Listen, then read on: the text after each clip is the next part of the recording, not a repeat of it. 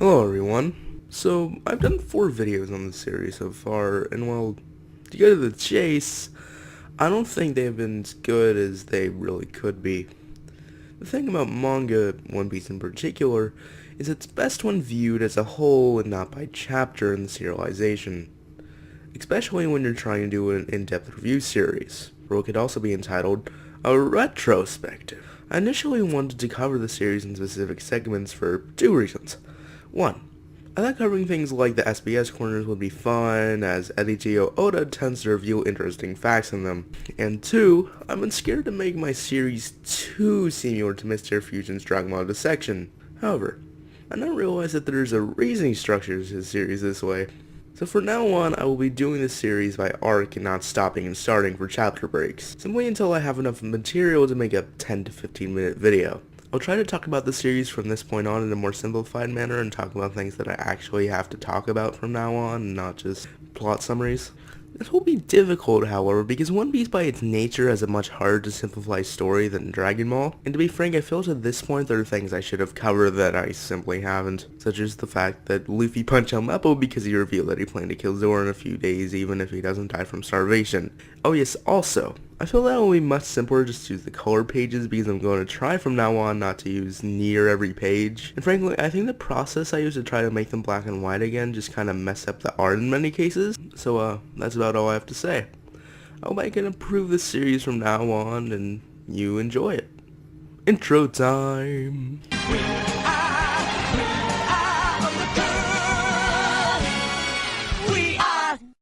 We had a brief segment of Luffy carrying Helmeppo through the naval base. This is notable because Luffy uses Helmeppo as a shield as to not get shot at. This is extremely out of character, and we soon learn that bullets don't even affect Luffy. So what gives? I don't think Oda plans ahead as well as some people claim, but he definitely knew that by this point. This is played as a gag, but Oda is usually excellent at writing characters consistently. So this moment really is an anomaly. Anyways, back to the story.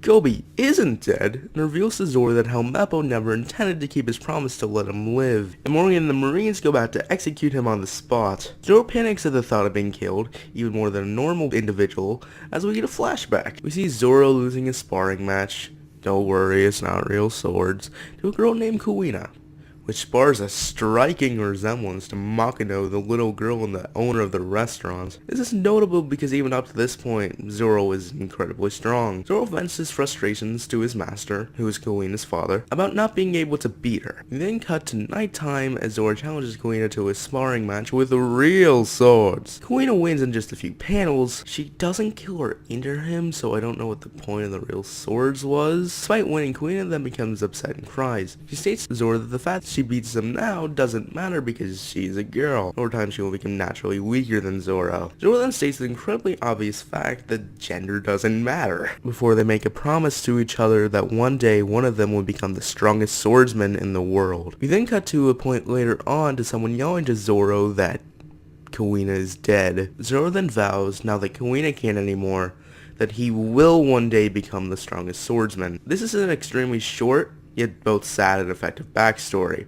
In fact, it's only 7 pages. However, there's one thing I forgot to mention. Kuina's method of death was simply falling down the stairs. Now, the point of this was to show that human beings are fragile creatures, but this can also lead one to believe that in a series where people constantly live through scenarios they never should, the Kuina is still alive. In fact, there's a character later on that's specifically stated to be similar to Kuina in many different ways. However, I think personally this would ruin the entire story, and if she is in fact Kuina, I will lose a lot of respect for Oda as a writer. However, another worrying thing about this flashback is it is not made clear whether or not Kuina was correct in her way of thinking. Zoro is very much painted as naive, if not straight up stupid, and his master, someone who's painted as wise, is shown to also believe this. Kuina's way of death could be another way of showing woman as weak, so if this is in fact what Oda is trying to paint, it saddens me that such a great writer has such a weak mindset. In fact, as we go through this series,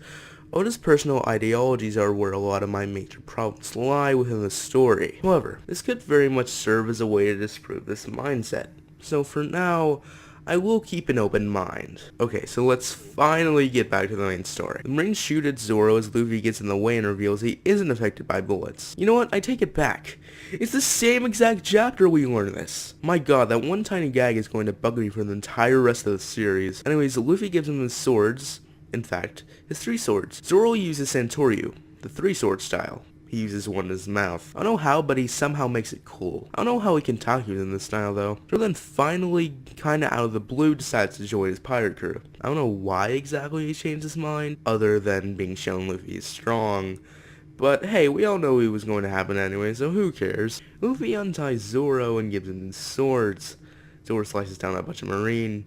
Yes, it's never directly stated, but it's very clear he killed them. It's important to note that Zoro says that he will always put his dream first, and if Luffy gets in the way of it, he'll make him commit harakiri. For those curious, well, it was a ceremonial form of committing suicide by disembowelment, used by samurais. Yeah, you probably regret being curious now. This directly translate this, but weirdly in the usually extremely faithful Funimation dub, he hilariously says that he will make Luffy profusely apologize to him. Now, it could be implied that this is supposed to be a passive-aggressive threat, but still, it's really strange. But it's funny, so who cares? Luffy defeats a bunch more Marines by using a Gomu Gomu no whip. Roundhouse kick, of course assisted by his rubber powers. It's shown off in a really nice looking 2-page spread, by the way. Zoro and Luffy fight Morgan midway through. Helmeppo puts a gun to Kobe's head. This is notable because Kobe is prepared to die so they can defeat him, which is very clear character progression for him. Although, really dude, I think that's a little insane, even by One Piece standards. However, Luffy and Zoro easily defeat both Morgan and Helmeppo. It's interesting to mention that Zoro was actually the one to defeat Morgan, as Luffy defeats Helmeppo. Despite Zoro's claim earlier, he does call Luffy his captain, so he definitely does have some respect for him. Just not as much as he respects himself, I guess. Both the townspeople and the Marines rejoice that Captain Morgan has been defeated, and Luffy, Kobe, and Zoro go to eat. But to point out that after eating little to none for 9 days, it may not be the best idea to indulge in a big feast. Your body doesn't work like that. You can't instantly go from 1 to 100 and expect your body to accommodate. In fact, you could easily die from that. But hey, I literally just stated he survived 9 days without food, so hey, what do I know about what he can survive? The Marines come in and say despite how grateful they are for their actions, they have to ask them to leave the island. Luffy and Zoro leave, and one of the Marines asks why Kobe doesn't go with them, because well,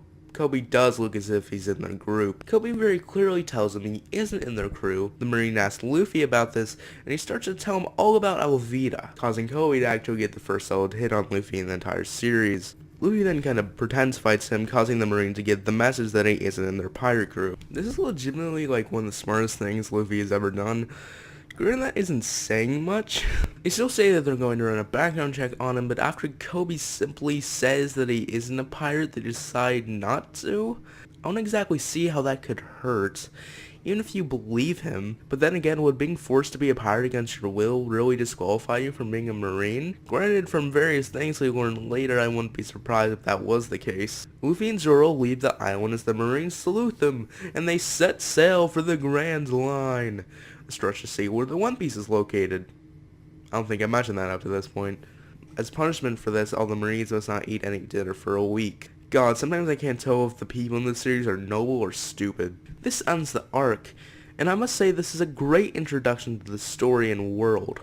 The characters and stories here are extremely endearing and entertaining. If there was one thing I would have to say is a direct flaw, is that it maybe feels a little too set-up-y, and Kobe before he starts his character arc might be a bit repetitive, but as a whole this arc is very fun. As for my actual arc ranking, I've decided I'm simply going to rank these as I go, as in I will only rank the arcs I have finished so far, meaning that this is both currently my favorite and least favorite story arc. I'm doing this because honestly the story has so many arcs, ranking them all in advance would be extremely difficult, and I wouldn't even know where to start. I also don't want future arcs to feel insignificant if, say, at one point all I have are lower slots, even though I doubt that would happen. So yeah, that's about all I have to say about this story arc. I really hope you enjoy this new style. I think this works much better. Before it just felt way too segmented and just like a basic plot summary. But hey, please, if you watched at this point, comment your thoughts. Our pay doesn't even have to be your thoughts. Please just comment so I know someone is watching. Hey, here's an idea. If you made this far, comment bruh moment.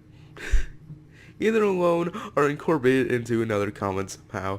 So I know that sounds kind of desperate, but I would like to know that I'm not working on these videos just for absolutely no one to watch them all the way through.